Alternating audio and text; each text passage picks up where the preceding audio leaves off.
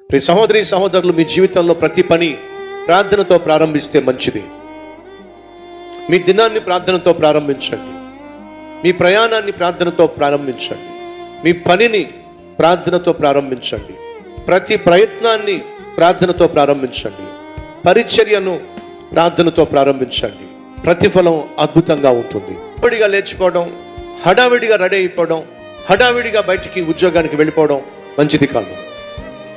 కారణం ఏమిటయ్యా అంటే, గడప దాటి వెళ్ళిన నువ్వు తిరిగి గడప దాటి ఇంట్లోకి వస్తావనే గ్యారంటీ లేనటువంటి రోజుల్లో మనం జీవిస్తున్నాం. మన ప్రార్థన మన చుట్టూ కంచె వేస్తుంది.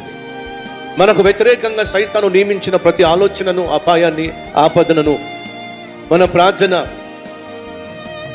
జయిస్తుంది. కాబట్టి సంగమా, ఈ పనిని, ఈ ప్రయాణాన్ని, ఈ ప్రయత్నాలను ప్రార్థనతో ప్రారంభించండి. ప్రతి దినాన్ని